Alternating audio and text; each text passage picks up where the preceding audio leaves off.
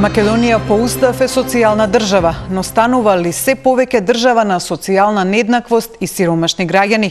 По пандемијата со COVID-19 и енергетската криза и инфлацијата се заканува само во 2023 во Македонија да втурне во екстремна сиромаштија со само 60 денари на ден за живот, дополнителни од 12 до 28.000 лица, а со 200 денари на ден ќе преживуваат од 439 до 519.000 граѓани. Но немањето на финансиски средства за живот е само едното лице на сиромаштијата. Тоа оди рака под рака со образовната, здравствената, енергетската сиромаштија, кои пак најмногу ги погаѓаат децата. Речиси, секое трето дете во Македонија живее во сиромаштија, од која тие тешко излегуваат дури и како возрастни лица. Зголемувањето на пензиите и на социјалната помош пак статистички ја намалуваат стапката на сиромаштија, но дали можат и да ја искоренат? Какви политики и мерки се потребни за од сиромаштијата да се излечат повеќе од четвртина од популацијата во земјава, дебатираме веднаш по рекламите.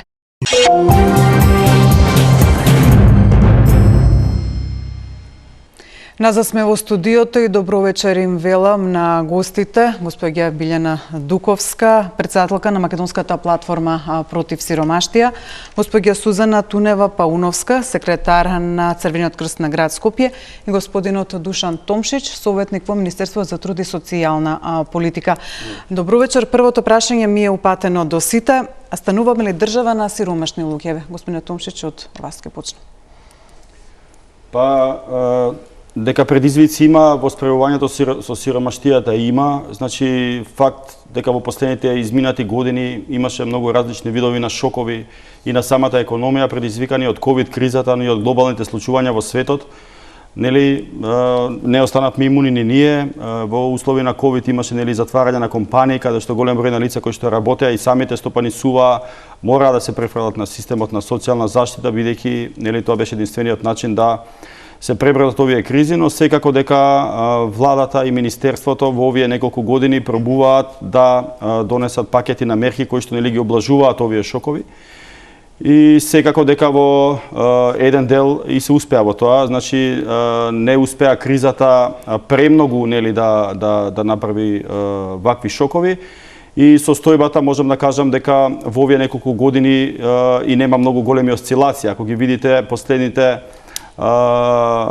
податоци од Завод за статистика кои што се од 2020 година со она што денеска се говори дека тука се негде стапките на сиромаштија и бројките на луѓе кои што живеат во сиромаштија, така да сметам дека и самата проектирана, гарантирана минимална помош и сите оние пакети на мерки доведоа до некаква си стабилизација и не премногу нели да овие шокови влијаат врз луѓето кои што живеат под прагот на сиромаштво. Дуковска. Мојот одговор е дека Македонија не станува, туку Македонија е земја на сиромашни граѓани веќе долго време. За жал не само граѓани кои што живеат под линијата на сиромаштија, повеќе од 21%, кој што можеби во процент некогаш не звучи доволно многу, меѓутоа кога ќе кажеме 450.000 граѓани, тоа е веќе сериозна бројка. Дополнително не се само тоа, луѓето кои што искусуваат сиромаштијата, ги забораваме оние кои што се во ризик од неа и кои многу често, многу брзо, со само еден непредвиден момент во животот, не дај Боже посериозна болест, кратко престанување на работен однос, мала инвестиција во домот, веќе стануваат дел од бројката на сиромашни граѓани и мислам дека ова трае предолго. Дури и оние кои што едно време ги мислевме дека се средна класа, сега веќе не се чувствуваат така, заштедите се потрошија во изминатите години. Многу е различно дали гледате статистички или зборувате со луѓето. Ако зборувате со луѓето, да, вашата констатација е точна. Навистина Македонија станува земја на сиромашни граѓани. Господјо Тунева-Пауновска. Да, значи од аспект на хуманитарна организација, од аспект на Црвениот крст, да кажам дека се слушувам и со тоа што го кажа Душан, меѓутоа исто така и тоа што пред малку го слушнавме.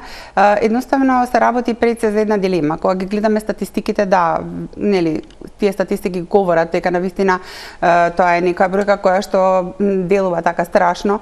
Меѓутоа согласно она што пред малку Душан го кажа дека ако сето тоа успееме да го ублажиме со одредени мерки, а исто така и од страна на хуманитарната организација како што е Црвениот крст, која што е на некој начин и помагател на државата согласно својот мандат, и кога сите заеднички ќе можеме да ги согледаме потребите на заедницата, можеби можеме да го ублажиме сето тоа и на некој начин да зборуваме за држава во која што навистина нели имаме инфлација, имаме зголемување на цени и покрај тоа што растат во одреден временски период, имаме зголемување на сите оние пакети за помош, исто така имаме зголемување на платите, меѓутоа се зголемуваат и цените на продуктите за нели за живот, сите оние секојдневија кои што ние ги живееме, така да на некој начин можеме да зборуваме и за да и за не. Значи нешто измеѓу. Меѓутоа ако имаме можност и заеднички да го согледаме тоа навреме и ако на некој начин успееме да го амортизираме сето тоа што доаѓа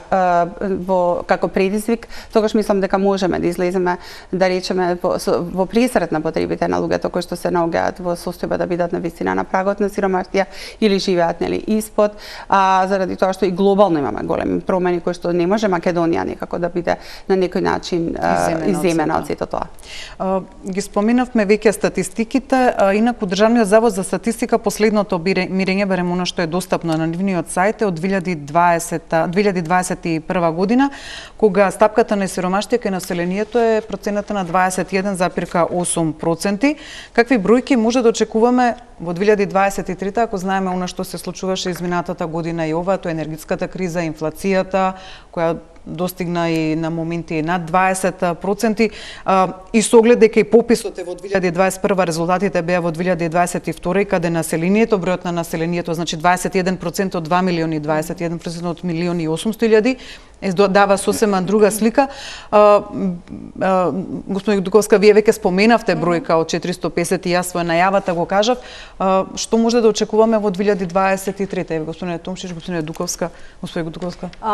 Знаете како, јас најмалку сакам да зборувам во бројки, затоа што тие се многу не го отсликуваат вистинската ситуација на терен. Меѓутоа, понекогаш е убаво да направиме споредби каде сме и во проекциите сосема сигурно е дека бројката ќе порасне. Значи, покрај сите заложби дека таа ќе се намали и мерки кои што се превземаат таа да се намали, не е така. И зошто тоа не е така и зошто не е толку лесно само низ аспект на пропаганда да се делува во намалување на бројки, укажува фактот што на ниво на Европска Унија бројката која што ги идентификува луѓето во сиромаштија, во економска слаба состојба, значи не работат доволно многу. И луѓето кои што се социјално исклучени, во просек е 21,6%. Што кај нас представува луѓе само кои што се под линија на сиромаштија. Нашата линија на луѓе во ризик од сиромаштија во исто време е повисока од највисокиот индикатор во Европа и е близу 40% во 2020 година. Значи невозможно е, ако вие во 2020 година сте имале скоро 40% од населението во ризик од сиромаштија, во налетот на сите кризи, да очекувате дека ќе има намалување на сиромаштијата заради тоа што сте зголемиле финансиски надоместоци на одредени целни групи. Јас нема да се расфрлам со бројки, бидејќи тоа многу неблагодарно, меѓутоа е факт дека осиромашија оние кои што и тогаш немаат доволно, значи најсиромашните, отидаа уште подолу и речиси остануваат на работ, а оние кои што можеа да бидат акумулирани од пазарот на труд, веќе примањата се во друга сфера, меѓутоа е многу важно да ја правиме разграниченоста помеѓу тоа дали зборуваме за луѓето во сиромаштија, кои што се во делот на социјална заштита, или се сиромашни, ама не се дел од системот, и оние кои што се на пазарот на труд имаат некакви примања и нивната семејна состојба, приходна состојба малку поразлична. Во ситуацијава, мислам дека зборуваме за луѓето кои што преживуваат со помалку од 150 денари на ден и таа бројка, проекциите кажуваат дека може да отиде во најлоша сценарија до 30% и се надевам дека нема да стигнеме до таму и затоа велам многу е неблагодарно. Меѓутоа тука на 22% нема да останеме сигурно, што е поразително за земја која што, нели, цело време кажува дека работи на намалување на сиромаштија. Господине Томшич? Па, јас се сложувам со дел од коментарите, со дел не. Јас не очекувам бројката од 27,8 драстично да порасне скоро 9%, тоа мислам дека е неможно. Гледајќи ги податоците кои што ги имаме ние во системите на корисници на заштита. Значи, нашите бројки се константни, пораснаа само во услови на ковид пандемијата, кога се олабавија некои критериуми за влез во правото поради нели флексибилноста, бидејќи доста луѓе губеа работа, па мораа да влезат во системот на социјална заштита за да потоа повторно се вратат на своите работни места и не очекувам тука голем драстичен пат покачување, но се согласувам дека опадната куповната моќ на лицата кои што работат, на онаа што кажа и Билјана, средна класа на луѓе кои што веќе потрошувачката кошница гледаме дека постојано се зголемува и дека можеби било кој поголем шок во тоа домаќинство може да предизвика ризик да влезете вие во сиромаштија и тука е најголемата задача на државата да го помогне приватниот сектор пред се, за да овие луѓе може да ги задржуваат своите работни места, бидејќи самата гарантирана минимална помош или било која помош може само да го изгаси пожарот и не значи излез од сиромаштија. Ако економијата не произведува работни места и ако компаниите не произведуваат нели работни места за да можат овие луѓе да работат, тогаш самиот систем на социјална заштита не може тоа да го надмине. Она што е друг голем проблем во нашата држава е многу ниската стапка ниво на образование на лицата кои што живеат под прагот на сиромаштија. Значи ние во агенцијата за вработување имаме околу 80-90 илјади лица кои што се без основно, со завршено основно или со незавршено средно и тоа е така една голема бројка која што постојано е на списоците на невработени, која што живее под овие прагови на сиромаштијата и сметам дека е потребно да се воведуваат се повеќе системи за работно способување, рехабилитација, каде што на овие луѓе ќе им даде компетенции да влегуваат на пазарот на трудот, за да нели како што кажеме и сега се зборува за зголемување на квоти за увоз на лица од странство, а ние можеме нели домашните капацитети да ги домашните лица да ги истренираме во тие капацитети кои што имаат потреба да работат на сила за да можат и тие да работат. Така да самиот систем на социјална заштита не може да биде сам за себе и да спаси состојбата со излез од сиромаштија, туку тука е се пред се работата и заработката на самите лица и истото тоа да го... Само кратко ја споменавте бројката на корисници на помош, колкава е таа бројка? Во моментот имаме околу 35.000 корисници на гарантирана минимална помош, кои што земаат помош по основ на недостаток на приход во своето домаќинство, додека по основ на разни други ризици како што се болести и попреченост, имаме околу 52.493 корисници на помош и нега од трето лице, тоа се лица со нели нарушена здравствена состојба. Имаме околу 10.000 лица со попреченост кои што земаат право по основ на попреченост. Имаме околу 12.196 лица кои што земаат право за социјална сигурност, тоа се оние стари лица над 65 кои што во својот живот не работеле, не успеале да остварат право на пензија, но државата сега им дава приход за да можат колку толку нели да не бидат без приход во Тоа ако е добро пресметав е околу 100.000 луѓе. Да, голема бројка е, да, но сепак далеко од онаа бројка на која спомна и Билјана од пола милион, што станува тогаш тоа се 35.000 домаќинства, не се поединци, така домаќинства, но ако ги помножиме по 3 околу 90.000 и останатите по поединечно како што ги набројавте, сепак да стигнеме до 200.000 останува уште 200.000 кои останува, значи, од тие загрозените кои се, значи, без помош. Да, бројката е голема и точно дека прави притисок врз системот на социјалната заштита и ние тоа секојдневно го гледаме и се обидуваме да одговориме на потребите на луѓето, но ви кажувам дека без соодветни инвестиции во економијата и во отварање на нови работни места, дека самиот систем на социјална заштита не може премногу да направи за да ги избави луѓето од сиромаштво. Да, јас сакам тука нешто да се надоврзам. Јас исто така мислам дека треба да работиме на менување на свеста. Значи, никогаш не треба само да се чека дека треба некој нешто да даде, да речеме, или социјална помош, или сите тие мерки кои што ги имаме, едноставно да не направиме ништо самите за себе, заради тоа што сметам дека навистина и покрај тоа што имаме голем број на лица во Агенцијата за вработување кои што се со основно образование, може да се направи нивна реинтеграција во системот, може да едноставно да се направи дополнително нивно ангажирање или промена на, да кажам, на нивниот, да бидат обучени за одредени занимања, заради тоа што многу е полесно на тој начин да се интегрира, да се почне да се верува во системот, да се верува во она што значи нели дека може секој поединец да направи нешто повеќе за себе. Значи тоа го докажавме и ние преку сите оние сервиси кои што ги воведовме, и тоа е на некој начин, да кажам, во соработка со Министерството за труд и социјална политика, значи персоналната асистенција, негата во домот, голем број на проекти кои што ги наменивме за бездомните лица. Значи на некој начин и тоа е поддршка на семејствата и поддршка на индивидуата да може да се справи со сите тие предизвици кои што се случуваат секојдневно, нели, да се преживее со мали приходи.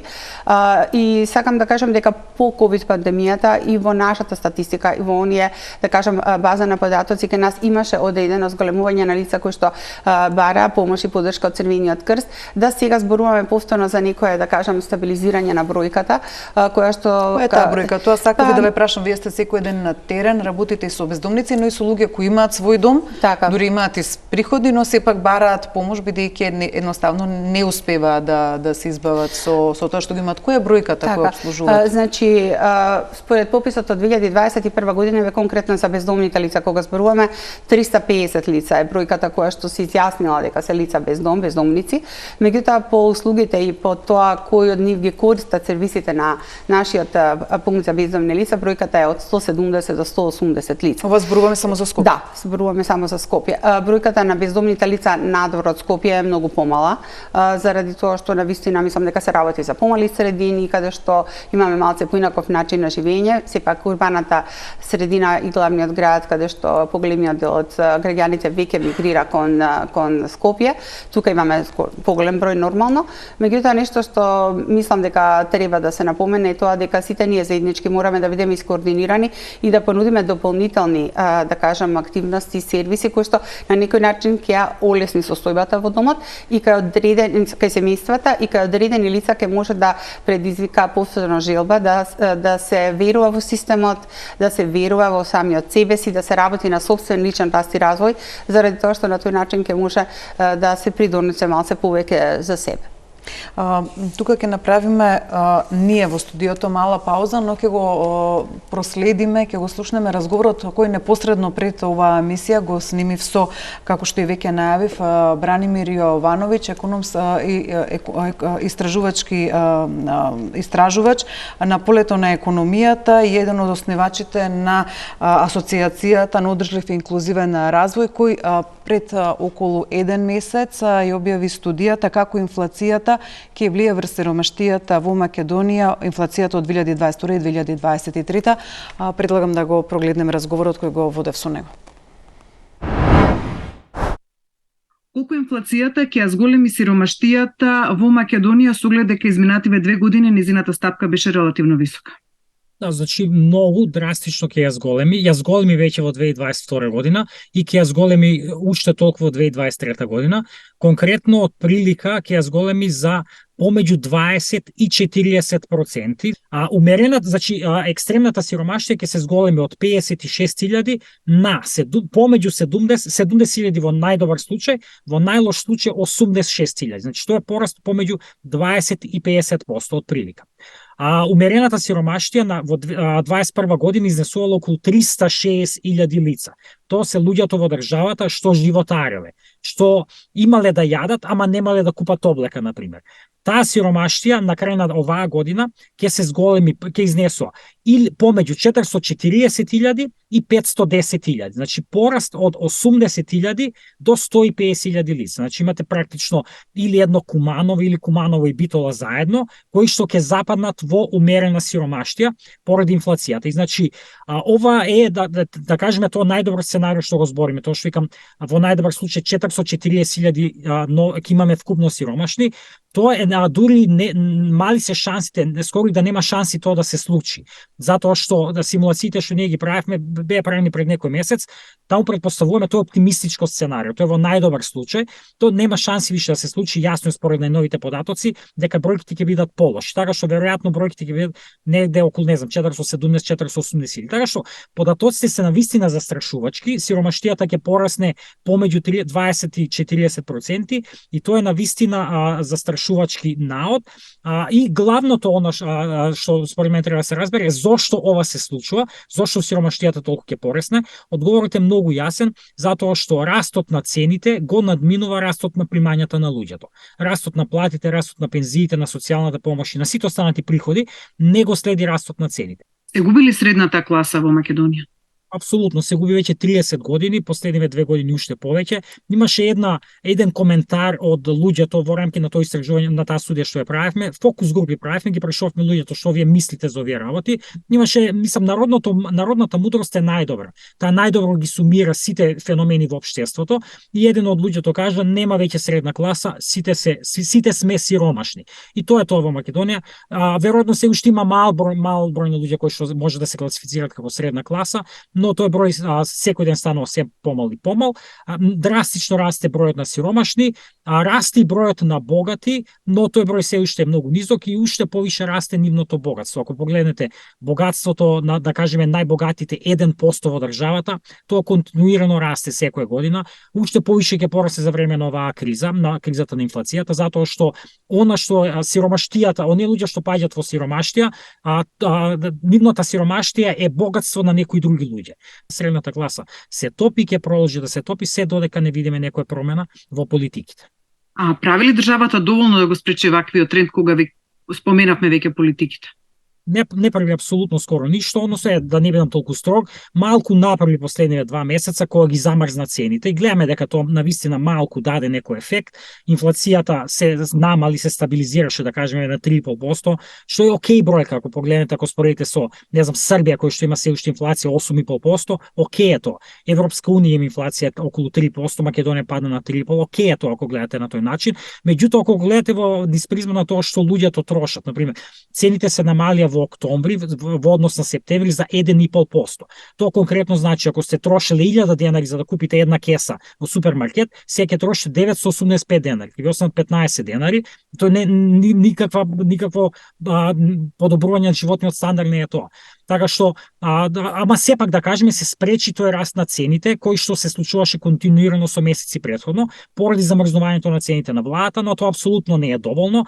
Она што е доволно на краток рок за да се спречи овој драстичен раст е да се продолжи со замрзнувањето на цените, но со цените да се држат замрзнати, што е можно подолго, не смеат ни да помислат да ги одмрзнат на крајот на годината, треба да ги држат замрзнати барем уште 2-3 месеца. Тоа е првото. Не смеат да помислат за зголемување на цена на парно, на струја, како што всушност и се случува, или зголемување на ДДВ на некој производ. И второто, уште поважно на краток рок, мора да ги зголемат сите примања. Владата мора да има мерки, политики за зголемување на примањата на луѓето. Конкретно, сите плати во јавна администрација, минимална плата, пензии, социјална помош, детски додаток, све што државата може да контролира, треба да го зголеми за повеќе отколку што е инфлацијата. Ако инфлацијата оваа година е околу 10%, порастот мора да биде повеќе од 10%. И тоа е на што се однесува на краткорочните мерки. Тие се, значи, ќе повторам, покачување на приходи и контрола на цени. Поважно е, според мене, да се размислува за долгорочни, односно среднорочни структурни мерки.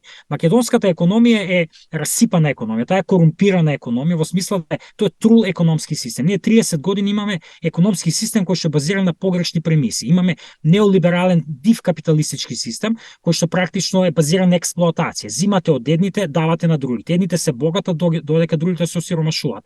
И тоа се случува поради тоа што улогата на државата е таква во економијата што државата практично не прави ништо, ги пушта фирмите и богатите и моćните да прават што сака. Државата само е нем наблюдувач на сите, да кажеме, неправди кои што се случуваат во општеството. Тоа мора да се смени. Државата мора да го смени својот однос, мора да има многу поактивна улога во економијата и во општеството, наместо да гледа дека богатите се богатат за сметка на сиромашите, конкретно, наместо да гледа дека супермаркетите ги креваат цените колку што сака, додека други луѓе гладуваат и само да вика леле не сте фер, што го правите тоа, каде ви е хуманоста. Значи само наместо да гледа и да зборува така мора да презема конкретни мерки, односно мора да го промени својот однос, мора да има многу поактивна улога. Пред една недела владата го излезе во јавност со предлог буџетот за 2024 година, кој се проектира на 5,5 милиарди евра. Дали имате увид колку тоа отпаѓа на социјална помош и социјални трансфери, дали е тоа доволно за сузбивање на сиромаштијата со оглед на она што го имавме досега? Значи, морам да признам дека не го видов детално буџетот, не сум ги гледал последниве неколку дена, не можев од објективни причини да го видам буџетот, патувам. Меѓутоа, го видов кога го објавија тој ден и тогаш, значи, немаше детали за буџетот, ги имаше само главните ставки, контурите на буџетот, и на база на тие контури, за жал, не можам да кажам дека овој буџет има некоја јака социјална компонента. Конкретно, она што им падна во очи е дека на расходната страна, вкупните социјални трансфери се зголемени само за 6%.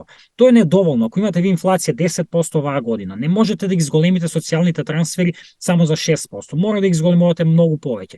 Друга ставка што е пресметав е дека социјалната помош е зголемена за околу 5% или 5,8%, така нешто. Тоа е бројка што сам ја пресметав, можеби нешто сум сгрешила, ама сепак растот е помалце од 10%. Значи не можете вие социјалната помош, она што се дава на најсиромашните, детски додаток, минимален гарантиран приход, како и да се вика сега веќе, таа да е зголемувата само за 6% во ситуација кога имате толкава криза, толкава инфлација, толкава раст на сиромаштијата. А од друга страна гледаме дека пак капиталните инвестиции се проектирани нереално, скоро 800 милиони евра, викаат ќе потрошат на капитални инвестиции, на проекти кои што никој не ги гледа. Така што се праќа многу лоша порака дека прво се праќа порака дека во буџетот има пари, 5,5 милиарди евра, а втората порака што се праќа е дека тие пари не се користат наменски, не се користат рационално, односно за она што е потребно, туку се користат за политички маркетинг, затоа што сите знаат дека тие капитални инвестиции од 800 милиони евра нема да се реализираат, како што не се реализирани оваа година. И оваа година ставија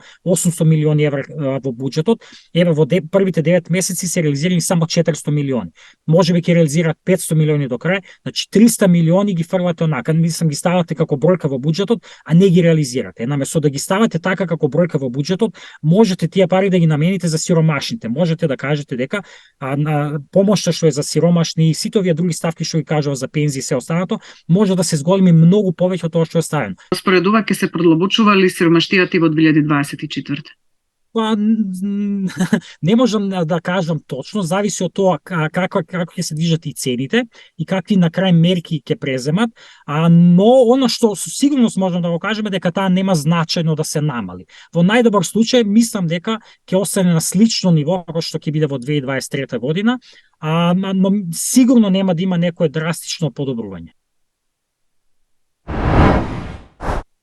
Ова беше разговорот со Бранимир Јовановиќ, економски истражувач, околу влијанието на инфлацијата и поскапувањето врз сиромаштијата. Господине Томшич, што е предвидено со буџетот за 2024 во делот на социјалните трансфери? Еве слушнавме, господинот Јовановиќ смета дека од она што го пресметал тоа не е доволно, но колку има ли покачувања во предлог буџетот за социјалните трансфери за идната година?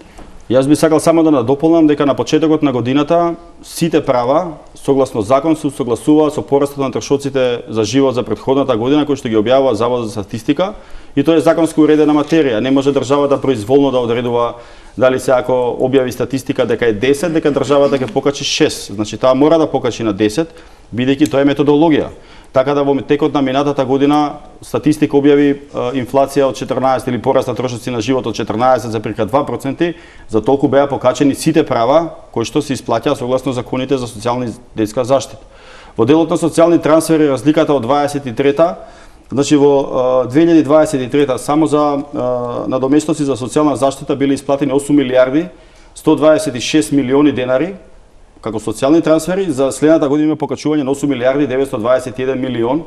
Значи има благо покачување во однос на правата, но сепак да почекаме официјална статистика за колку треба да се покачат правата, бидејќи буџетот трпи ребаланси, знаеме дека правата се менлива категорија, тие не се фиксна, бидејќи едни влегуваат, други излегуваат од системот, така да некогаш покачувањата се случуваат и на средина на годината и понатака. Согласно потребите, можам да кажам дека државата најавува веќе во текот на ова и следната недела дека ќе се објави трет пакет на антикризни мерки кои што ќе ги допре најсиромашните. значи се подготвува пакет на социјални трансфери за определен период од оваа година, точно за лицата кои што живеат во сиромаштија, за лицата немокни со попреченост, за лицата со минимални пензии, кои што се нели најранливи, ги трпат највеќе последиците од овие кризи кои што се случуваат изминатите години. Сите овие суми што ги слушнавме, и господинот Јовановиќ и господинот Томшич спомена колку лани биле издатоците и колку било зголемувањето, дали е се тоа доволно за справување со сиромаштијата? Сакав да се надоврзам, убаво е вака во бројки колку пораснале трошоците за живот, толку пораснала и минималната гарантирана помош, меѓутоа граѓаните тоа не го мерат баш така, со оглед на тоа што нивното одење во продавница чини многу повеќе од парите кои што ги добиваат како дополнување на таа месечна давачка. Или, многу просто кажано, ако 5000 денари било основицата, тие некој 14%, значи се 500 и некој денар. Сакам да кажам дека ниту парите кои што ги зема како ГМП пред покачувањето беа соодветни и доволни. Тоа е гарантираната минимална помош. Нити со покачувањето дозволува овие луѓе квалитетно да живеат, да можат да останат соодветно најадени, облечени, стоплени и активни, да останат како бајратели на пазарот на труд. Оттаму мислам дека да, не треба да одиме со покачување до бескрај и да го рушиме пазарот на труд во смисла на надминување на сумите или допирање до минималната плата, меѓутоа сметам дека одредени дополнувања кои што можат да бидат во храна, во енергија, во училишен оброк за децата и така натаму, нешто што ќе ги олесни давачките во семејниот буџет, кои што и онака не се доволни, би биле многу поголема инвестиција отколку провизорно израмнување на трошоците за кои што секако знаеме дека не се доволни. И да, знам дека во изминатиот период владата даваше и ваучери по 1000 денари и пари за енергетска субвенција и така натаму. Меѓутоа повторно тоа се средства кои што се ајде да речам колку имало пари толку се дало, не се доволни затоа што не соодветствуваат на потребите за нормален, достоинствен живот во домакинствата, и тоа е она кое што мерките за намалување на сиромаштија треба да го носат, а не само ставање пари. Јасно ми е дека социјалната помош и поддршка не е доволна и во европски рамки секаде мерките кои што се поврзуваат со намалување на сиромаштија, а се само социјални, секако ставање кофа со претурење на вода со кофа која има дупка на дното, значи тече, растекува и не наполнува ништо. Затоа е многу важно да ова покачување биде дел од сет кој што заокружува циклус на поддршка на семејствата, а не само мерење на проценти повеќе или помалку. Јас би дополнил само еден аргумент на Билјана, бидејќи корисниците на семејства кои што земаат домакинства гарантирана минимална помош не користат само гарантирана минимална помош. Значи семејствата со деца користат и детски додаток, тие се 37,7% од сите корисници на ГМП користат и детски додаток. Понатаму 27% користат образовен додаток за своите деца и во 6 месеци, значи сега во зимскиот период користат додаток за енергенси, што во еден скупен збир за држава како нашата со нели кондиција на буџетот кој што имаме, и не е така мала сума, но се согласувам дека таа сума не е доволна нели за да ги овозможи сите услови за еден квалитетен живот, но сепак сметам дека треба да се инвестира многу повеќе во активните мерки и мерките за вработување, способување нови лица да влезат на пазарот на трудот, толку пасивните мерки како што е само давање на финанси, кое што до недоглед и не може да оди, бидејќи тоа го исцрпува буџетот, ја намалува развојната стапка, така да сметам дека треба тоа да биде еден процес каде што многу повеќе ќе се инвестира во способување на лицата и да кажеме, нивно форсирање да влезат на пазарот на трудот, отколку нели бидат само гасиме приматели пожари, на да. приматели И да на помош. работат на својот собствен личен раст и развој. Јас само би се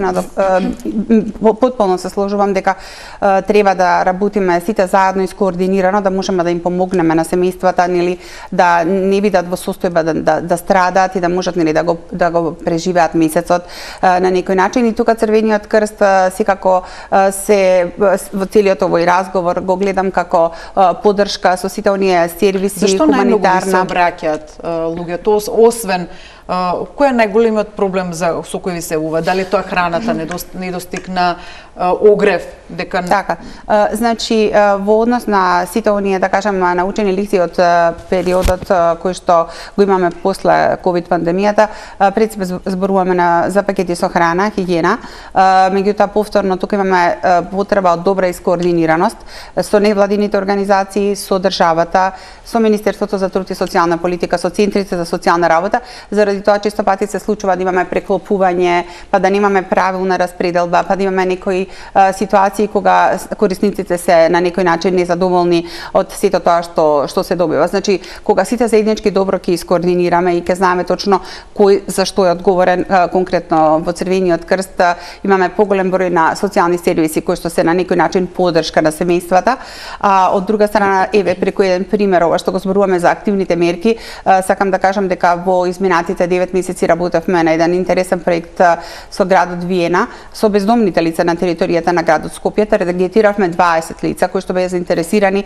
да си го променат начинот на живот. Од нив 11 веќе за еден месец ќе влезат на пазарот на трудот. Значи направивме една нивна комплетна обука, се здобија со дипломи, со лиценци и веќе работиме на нивна интеграција, по она што значи вработување и враќање на довербата во системот, враќање на довербата во луѓето, во самите себе пред се, и мислам дека на овој начин со едно менторирање, со поддршка, со следење на сите овие ранливи целни групи, исто така можеме многу да придонесеме да го намалиме сето она што значи нели преживување, да се намали страдањето на луѓето, посебно на ранливите целни групи, како што се бездомните лица, овие исто така луѓето кои што се со нарушено здравје, старите лица. Значи со сите тие дополнителни сервиси кои што ги даваме, а се тоа пари, сето тоа државата ја чини пари, значи на некој начин зборуваме за поддршка кон овие лица и мислам дека само ни е потребна добра координација и почитување на сите оние договори кои што претходно на почетокот на годината ги планираме заеднички. Господине Томшич, во мерките за намалување на сиромаштијата, барем досега беше предвидено од центрите за социјални работи да ги следат примателите на помош и во соработка со Агенцијата за вработување да се направи програма за секој одделно од нив за да влезат на пазарот на трудот, што го зборувавме досега. Оваа мерка дали вроди со плод? Дали имате бројка колку луѓе се на пазарот на труд нашле своја работа на овој начин или не постои интерес кај примателите на социјална помош за вакво нешто? Па можам да кажам дека приказната има повеќе страни. Едната страна е дека голем дел од тие лица корисници најверојатно работат и некоја друга работа која што не е пријавена.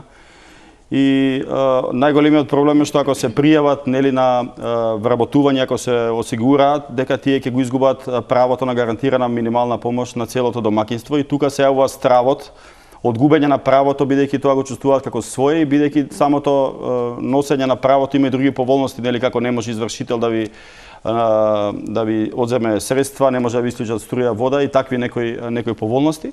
Она што во моментот се исто така проблем е големиот број на корисници на еден социјален работник во самите центри, поготово во поголемите општини како што се Скопје, Тетово, Куманово, каде што вие имате околу 40.000 предмети на 120-30 стручни работници. Ако го одземете тоа како просек, ќе видите дека еден социјален работник на себе има премногу предмети за решавање. Во помалите центри не е таква состојбата, но сепак проблемот се јавува во поголемите центри за социјална работа и исто така е, можам да кажам, и недоволен капацитетот на центрите за вработување во делот на лица кои што би работеле на мотивација и следење нели на овие корисници. Она што сега се планира и мислиме дека ќе биде до крајот на оваа година се измени во законот за социјална заштита, каде што ќе се предвиди доколку едно лице кое што е најработоспособно од семејствата на корисници на гарантирана минимална помош се вработи, да може паралелно тоа лице да работи, додека другите членови на домаќинството да продолжат да го остваруваат правото. Се надеваме дека со ова ќе мотивираме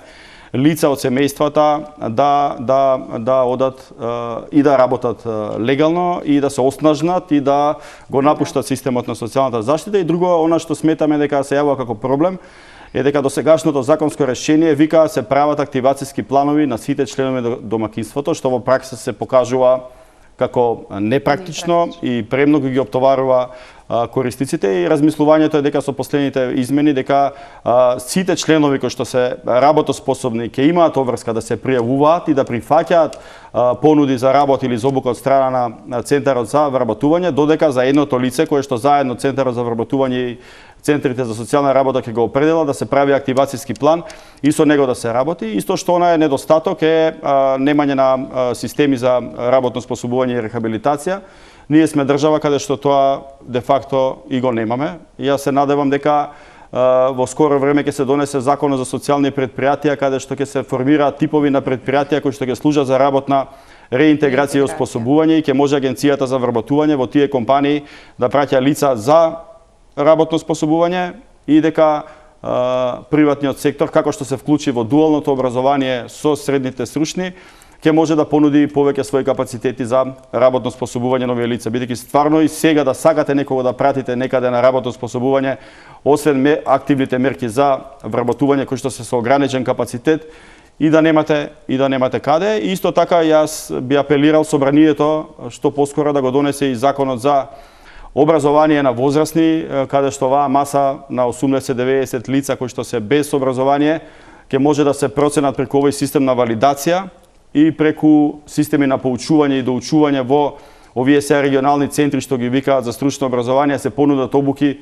и за овие лица за да можеме соодветно да ги пласираме на пазарот на трудот, бидејќи без вакви програми за рехабилитација ние цело време и постојано ќе се вртиме во круг без да можеме да ги оспособиме лицата да работат. Јас би сакала само да надополнам дека тука освен ова се што го кажа, е многу важна и психосоцијалната поддршка на семејствата, и заради тоа што на некој начин тие се плашат да излезат од таа, да кажам, една заштитена зона во која што се сигурни дека на први ќе го добијат тоа што треба да го добијат, и едноставно се плашат да излезат надвор од тој круг за да можат на некој начин да си придонесат дополнителни приходи во своите семејства. И тоа е многу важен сегмент, заради тоа што преку овој проект што го кажав пред малку, преку менторирање, преку 9 месеци работење со овие луѓе, значи кои што се бездомни лица, кои што комплетно ја изгубиле вербата во системот, ние навистина покажавме дека можат и тие лица да се вратат на пазарот на трудот и веќе ќе почнат со работа. Значи имаме доста успешни приказни. Меѓутоа пак ќе кажам, добро искоординиран пристап сите заедно, заради тоа што само на тој начин ќе можеме да помогнеме, заради тоа што во целиот овој разговор нели што го говорите, бројки, статистики слично, ние како хуманитарна организација и како Црвен крст на Република Северна Македонија навистина можеме да бидеме на некој начин поддршка во целиот тој систем, заради тоа што можеме навистина да заеднички помогнеме. Госпожа Дуковска, слушнавме низа од мерки, планови, но бројката на сиромашни луѓе во Македонија константно е наназад деценија. Значи нешто некаде тркалото не тргнува да врти. Што е она што недостига за да се придвижи целата работа и да почнат луѓето да се вадат од сиромаштијата, но и од прагот на сиромаштија кој констатиравме дека е се понизок и понизок и средната класа. Недостига интегрираност на политиките и нивно надврзување една на друга. Значи ние имаме паралелни системи и паралелни универзуми. Едните ги спасуваат со пари, финансиска поддршка, социјална помош. Другите викаат, сега вие образование треба. Третиве викаат, не, чекај, значи вие треба сега работоспособни да бидете, сега ќе ве обучуваме. Нешто во суштина фали оној сегментот кој што беше фино испланиран во реформата за социјалната заштита, кој што бараше еден социјален работник во едно домаќинство кој што ќе може да го следи и да му помага на домаќинството да застане на нозе, затоа што ние вака таргетираме бројки на луѓе, меѓутоа не знаеме дали еден човек добива сет на потребни мерки за да може да се извлече од сиромаштија. Значи, вие можете колку сакате да му давате него покачена социјална помош ако он живее во руинирано домувањето не му е соодветно. Да. Доколку живее во енергетска сиромаштија и не е тоа земено во предвид како социјален ризик. Исто така може да му најдете работа каква сакате, да го способите како сакате, ако во меѓувреме го изгубил своето ментално и физичко здравје, секако не може мерка за сиромаштија да биде зголемена финансиска поддршка. Значи, она што недостига е сеопфатност на политиките. Нашите политики генерално зафаќаат дел од сиромаштијата, значи во делот за економски раст и развој на државата, ќе видите како маргинализирани, ранливи, сиромашни граѓани се споменуваат како дел од капацитет, човечки ресурс во зелената транзиција. Ќе ги пополнат местата со зелени вештини кои што се потребни. Потоа ќе видите дека во програмата за соработка меѓу владата и граѓанскиот сектор, социјалното претприемништво и социјалните услуги се појавуваат како важен сегмент. Па потоа ќе видите во програмата за социјална заштита дека е многу важно мерките да бидат ефикасни, ефективни, навремени, значи меѓутоа нема едно со друго никаква поврзаност. Тие се мерки кои што ги правиме без план, без следење и без нивна евалуација, за да може да видиме и координација, за на крај да видиме кој е резултатот. Тука би сакала да се навратам и на моментот дека ние немаме стратешка определба како држава да ја намалиме сиромаштијата преку една стратегија. Туку од 2020 е оставено да тоа го работат политиките, за разлика од една Португалија, покрај тоа што има собствени политики во разни области, има национална стратегија за намалување на сиромаштијата, има акционен план за намалување на сиромаштијата и таргети каде поединечно што треба да се направи за да се решат проблемите. Во генерална слика, во генерално купче, многу е тешко да направите импакт, затоа што за вакви ситуации е потребно таргетирано, насочено и координирано влијание, инаку никогаш нема да намалиме бројот на сиромашни. Ја споменавте стратегијата, за неја ќе продолжиме, таа им е следна како тема, но тука мора да направиме кратка пауза за реклами и потоа се враќаме за стратегијата за справување со сиромаштијата.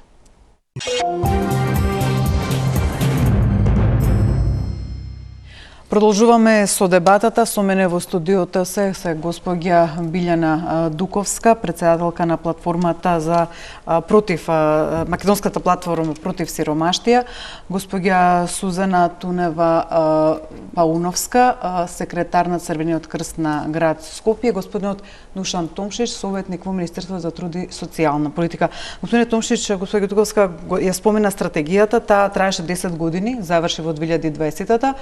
Бе офатени со неа 17 институции, ако добро избројав во неа, од кои 10 министерства.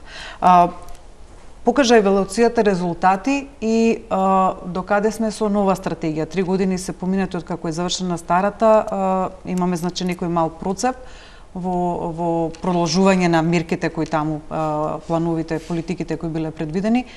Што понатака? Јас од она што можам да кажам, таа стратегија заврши, точно дека не се подготви нова стратегија, но владата под покровителство на вице-премиерот за економски прашања подготвува развојна стратегија за државата за следните 30 години и тоа во сите сектори кои што го допираат развојот на државата и тука се мерките кои што се однесуваат и на намалување на сиромаши, на економски раст и така натаму и има уште една стратегија која што се вика за развој на човечки капитал, каде што се предложени мерки кои што се однесуваат на развој на човечкиот потенцијал на нова држава. И не знам колку добро е да има стратешки правец секако и координација како што кажа Билјана, но насоките беа дека сите ќе следат развојната стратегија и дека сите министерства даваат инпут во областите кои што ги покриваат и ние сега во текот на оваа недела имавме задача како ресорни сектори во министерството, се надаваме и другите министерства да ги дадеме последните инпути во таа развојна стратегија и таа понатаму да биде донесена од владата на Република Северна Македонија. Таму се вклучи Академијата на науките, се вклучи еминентни лица, експерти кои што даваа насоки како сето тоа ќе изгледа и мислам дека тоа во иднина би требало да биде водечкиот документ по кој што ќе нели се постапува во развојот на државата, со развојот на државата и во намалувањето на сиромаштијата. Господин Помновска, читајќи ја страната на Црвениот крст и областите во кои работите, морав да се навратам да проверам дали го читам страницата на Труд и социјала или на Црвен крст. Многу се преклопуваат, еве да кажам, ингеренциите кои ги имате преземено. Дали имате помош и соработка од институциите? Вие сте секретар на Црвениот крст на град Скопје. Знам дека според законот имате и финансиска поддршка од државата, но каква е соработката?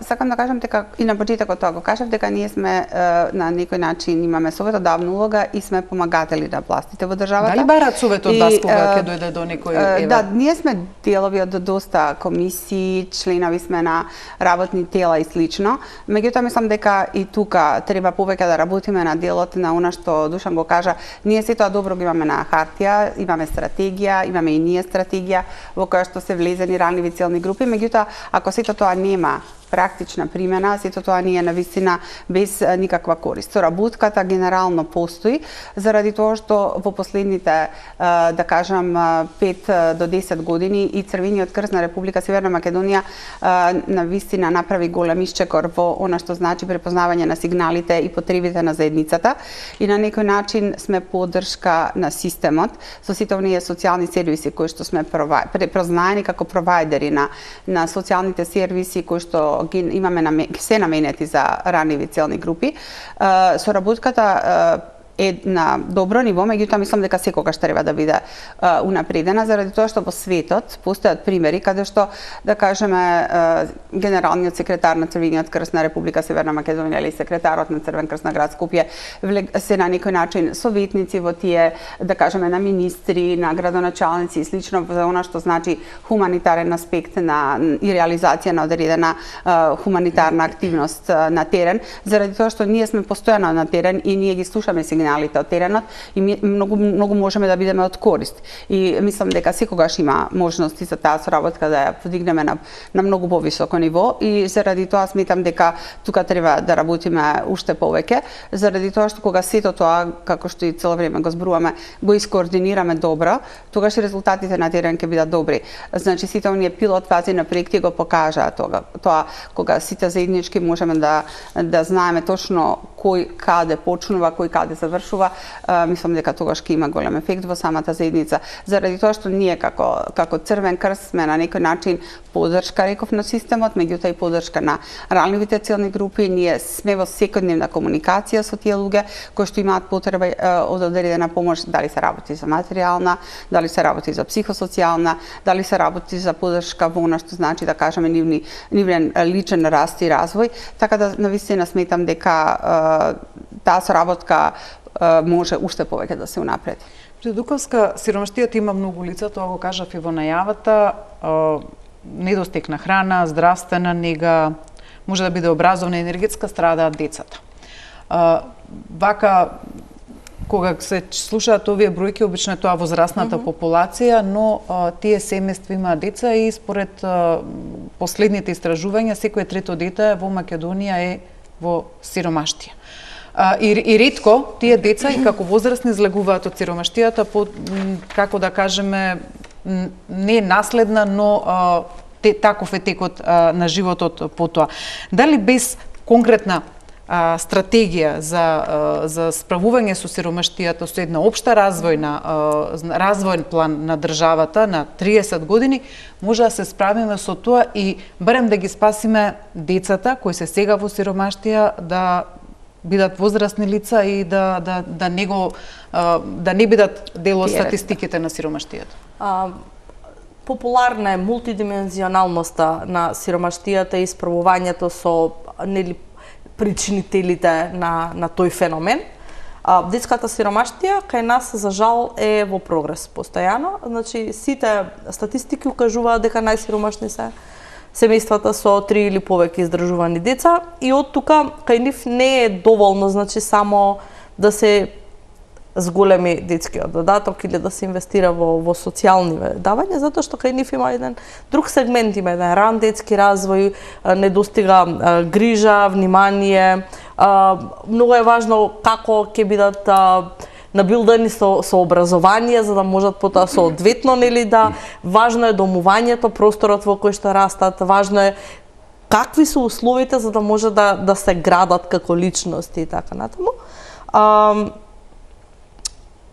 Не мислам дека ние инвестираме доволно за семејствата со повеќе деца, затоа што тука се потребни паралелни процеси кои што ќе го поддржат семејството да излезе на пазар на труд, да зајакне и да заработува доволно, меѓутоа во исто време се потребни поддршки кои што ќе влијаат на развојот на децата и ќе може да им покажат една поинаква реалност и нема да ги копираат примерите на нивните родители, бидејќи дете растено во сиромаштија има пример на обкружување за живот во кој што нема доволно можности, избор, вреднување и така натаму. Од тука, кај децата е многу важно образованието да биде инклузивно, соодветно поттикнувачки да го возможува исполнување на нивниот целосен капацитет, доколку сакаме да имаме генерации со перспектива.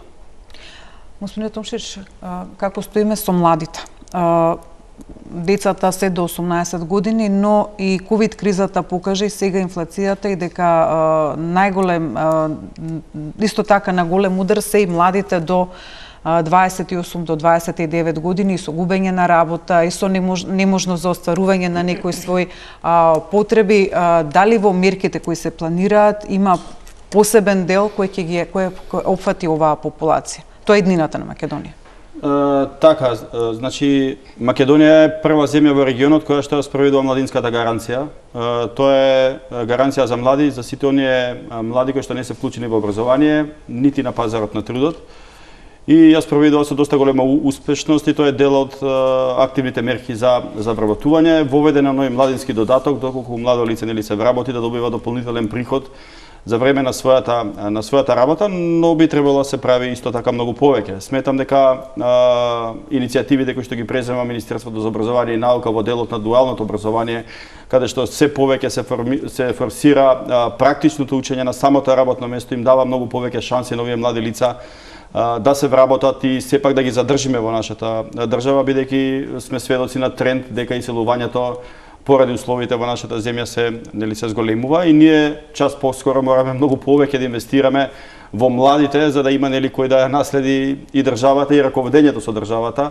Он би се сакал да се надоврзам и на Билјана дека инвестирањето и во децата и во раниот детски развој е исклучително многу битен и дека мултидимензионалната сиромаштија не е само приходот во семејството, туку ако имате и емотивно или било какво друго наследство врз детето или било какви други ризици, тоа го спречува неговиот раст, а тоа се случува во нашата држава и дека обезбедувањето на еднаков пристап до образование на квалитетна основа, како и кај децата кои што се од имотни семејства, мора да биде приоритет, бидејќи земјите од Скандинавија, токму економскиот раст во изминатите 20-30 години го направиле кога направиле промени во системот на образование и сите деца кои што немале можности да добијат квалитетно образование ги добиле и понатаму станале корисни членови на самото општество и Македонија е на пат да направи една таква анализа, значи Европската унија воведе една гаранција за млади, за деца од социјално исклучени семејства во неколку области. Тоа е достап до услуги, понатаму тоа е квалитетно инклузивно образование со можност за еден оброк во текот на денот, подобрена здравствена заштита и домување. Веќе од текот на декември со поддршка на канцеларијата на УНИЦЕФ ќе се направат анализи во овие 4 сектора и ќе се предвидат сет на мерки кои што ќе бидат дел од таа, да кажеме, гаранција за деца во нашата држава, која ќе биде составен дел на еден акцијски план кој што исто така се подготвува, кој што е во корелација со Конвенцијата за заштита на правата на децата и со Европската стратегија 22-27.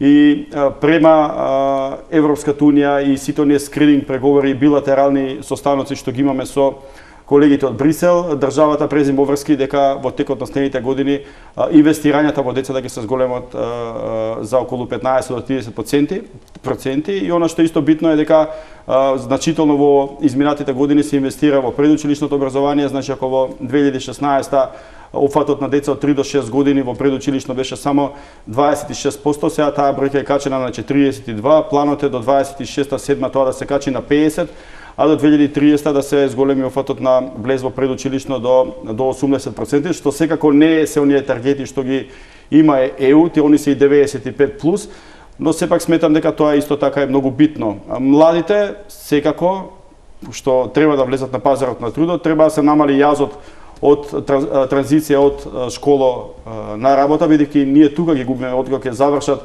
училиште, не влегуваат одма на пазарот на трудот и сметам дека тука треба државата многу повеќе да инвестира и да дава субвенции за вработување на млади. Младите се дел од активните мерки и 30% од сите учесници во секоја мерка треба да се млади лица до 29 години. Ова се плановите, каква е состојбата со услугите кои ги давате за деца?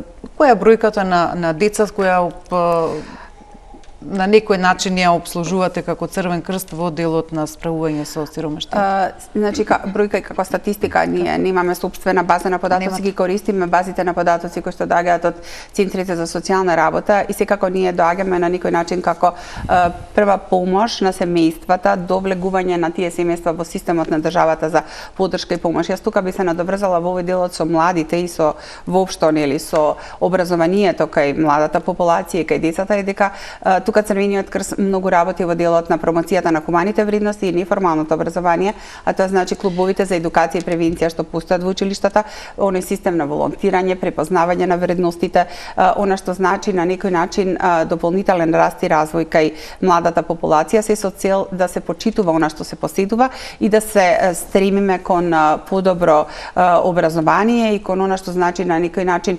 подготовка на тие млади луѓе да влезат во системот на вработување или на пазарот на труд, меѓутоа надополнети со дополнителни вредности кои што ги нуди Црвениот крст преку волонтирањето, преку сите оние обуки во училиштата, она што значи подготовка за действување одговор при катастрофи, на природни катастрофи, се она што ние го имаме во нашиот систем на делување или оние социјални сервиси што ги кажав. Радува фактот дека бројот на млади луѓе кои што сакаат да волонтираат во Црвениот крст после ковидот навистина е во пораст и тоа е нешто што радува. Сосема сме на крај, госпожа Дуковска, што очекувате 2024 да донесе за справување со сиромаштијата? Еве слушнавме каква е состојбата, какви се плановите, но како вие реално ја согледувате од ваша страна? 2024 година е изборна година. Очекувам многу ветувања. Очекувам анализи кои што ќе содржат многу бројки во кои што ќе се покажува колку многу е направено и очекувам луѓе кои што ќе се обидат пред изборието да го искористат за гласно изразување на својот став во насока на барање на помош. Не очекувам чудо. Мислам дека трендот кој што сега се случува ќе продолжи. Мислам дека ќе се продолжи со зголемување и со дополнување на овие субвенции кои што сега се даваат за одржување нели на едно ниво на раст и развој на населението и очекувам да нема некакви поголеми флуктуации во трошоците за живот и цените, се со цел да се обезбеди еден социјален мир и да има една добра атмосфера пред гласање. Ви благодарам на гостувањето во Топ тема, вам почитувани гледачи, ви посакувам пријатна вечер, останете со програмата на Телма.